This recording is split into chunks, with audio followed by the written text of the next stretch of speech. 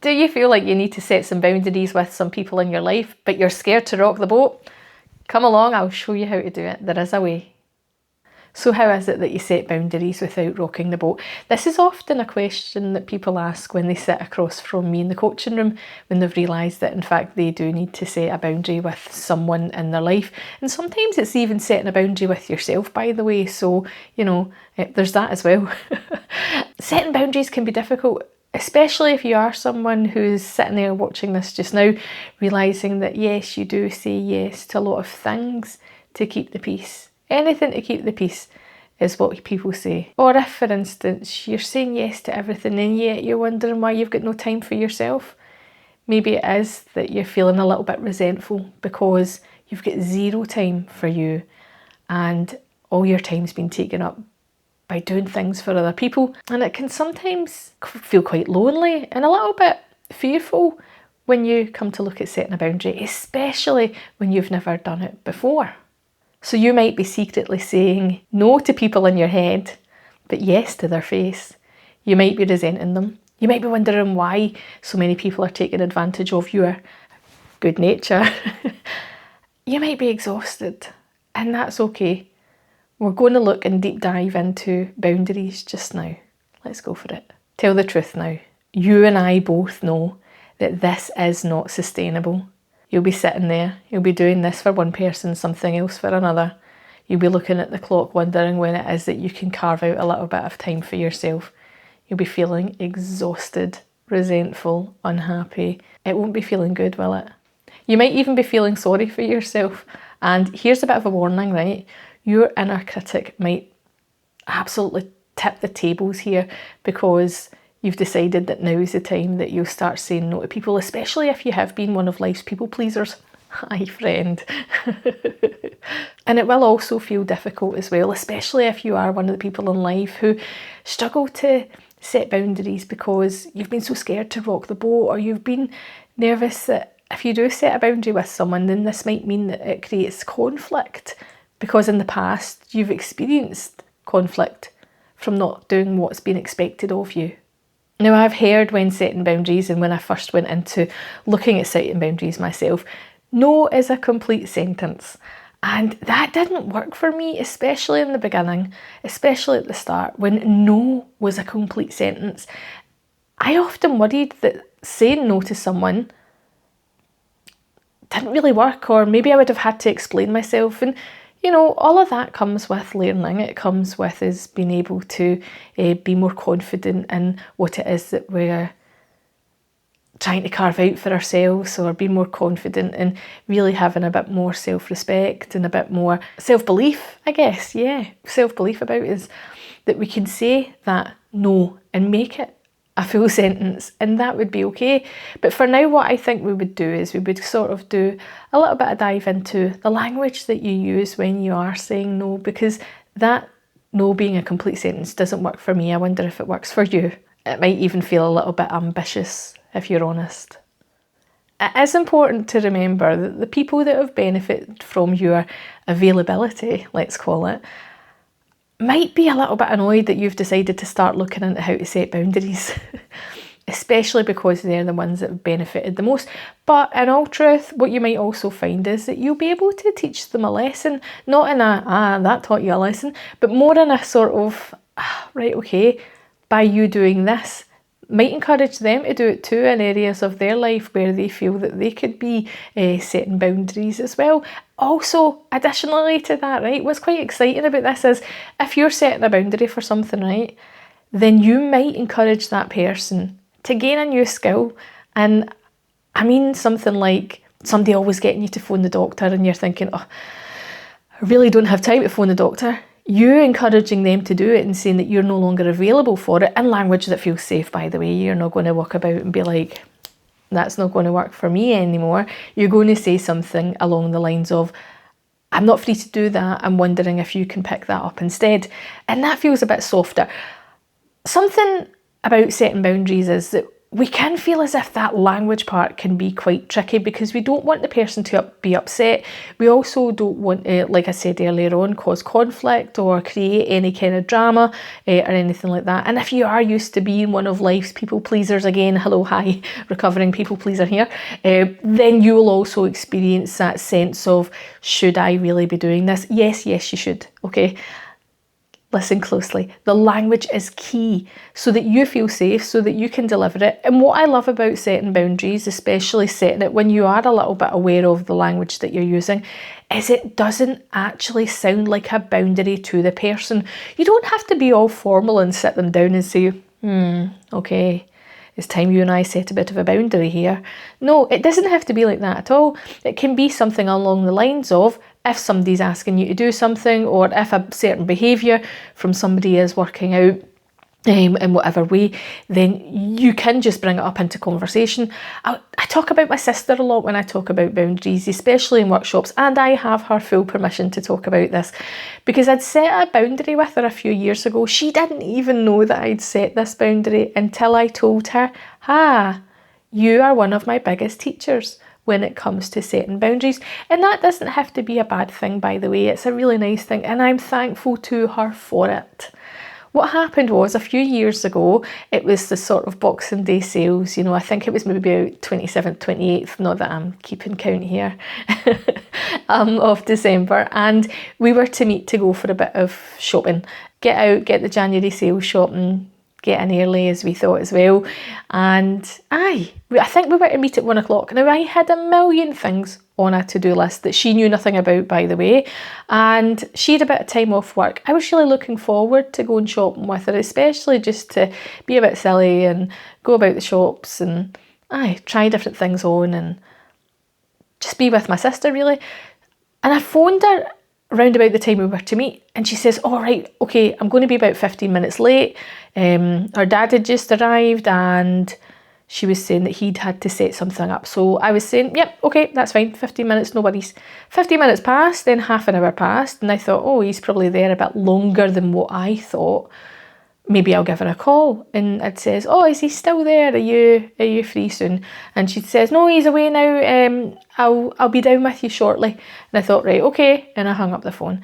And then another half an hour passed, and I thought, what's going on here? So I give her a call back, and then she says, yeah, I'm on my way. So yeah, right, okay, she's on her way. And then another half hour passes. So we're now an hour and a half late. I've got a to-do list as long as my arm, and she's not anywhere in sight. So I give her another call and I say, what's going on? And she says, I'll be with you, I'm on my way. She shows up a couple of minutes later because she stayed, wait for it, around the corner from me.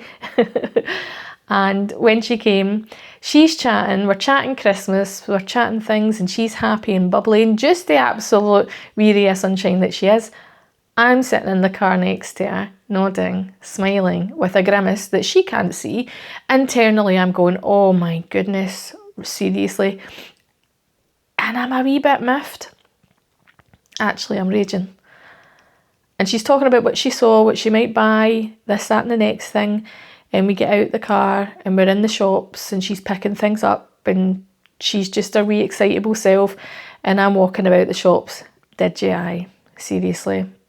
And the chatter from me internally is rotten, right? I am resenting every single second with her because I've waited an hour and a half for her and I've felt like, hold on a minute, I'm being dafted here.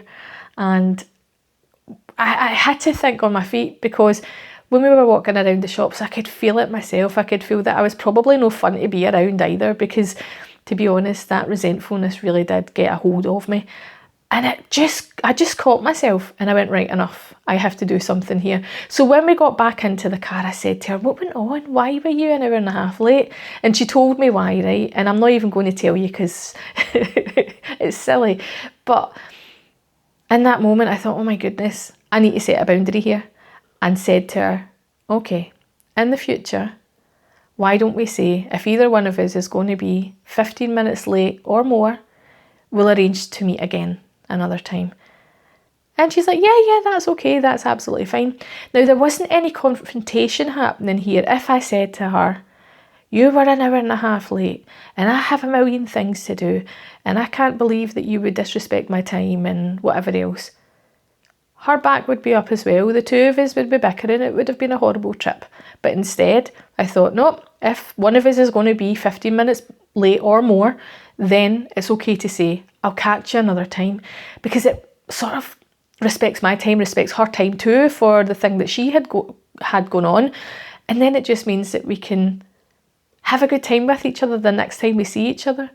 And for me, in that moment, when my inner chatter was absolutely ridiculous, I was able to go, oh, right, okay, because there was a part of me there that felt like my needs had been met. I had been listened to and heard and understood as well. And it wasn't till, I think it was maybe a few years later actually, that I'd says to her, did you know that I set a boundary with you that day? And she said, no, I didn't know that. I just thought that was something that you wanted. And I thought, good, because it wasn't meant to sound confrontational. And that's how you set boundaries without rocking a boat. You can use the language, and we can go into that in a moment. We can go into the language that we use in order to set a boundary so that you feel safe. They don't feel as if you're kind of coming for them, and there's no confrontation at all, and everyone's needs are being met. So for some people, their biggest hurdle is the language that they use.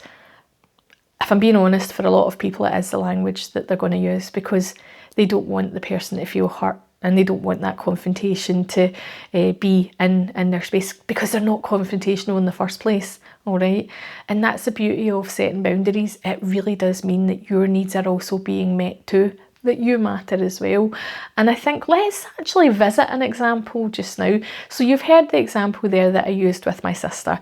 If you're going to be 15 minutes late or more, then let's arrange to meet another time. Now, let's just say another time came around and she was 40 minutes late and she was phoning to say, right, I'm on my way.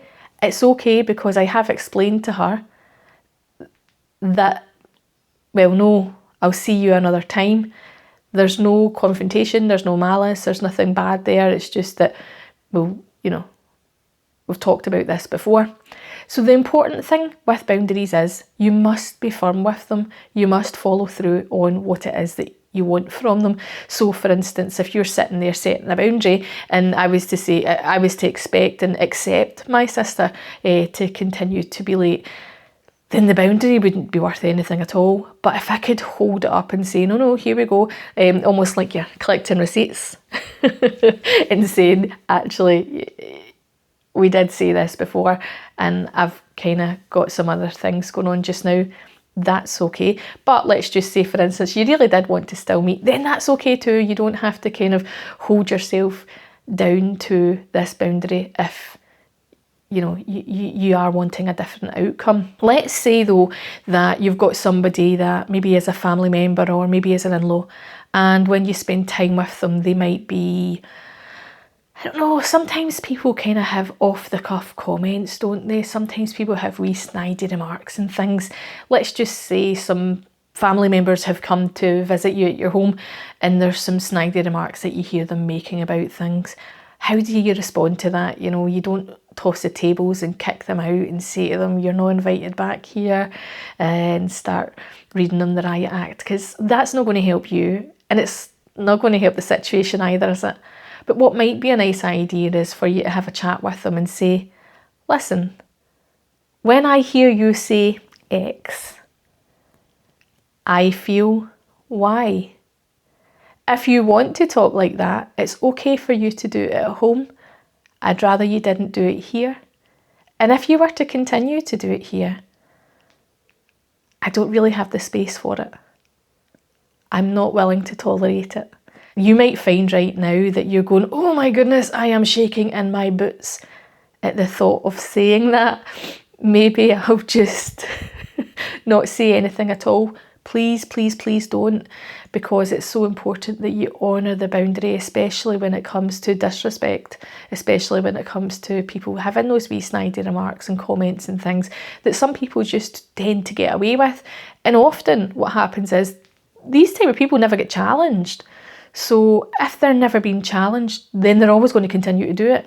But if you were to say, if you continue to speak like this, I'd rather you didn't come to my house.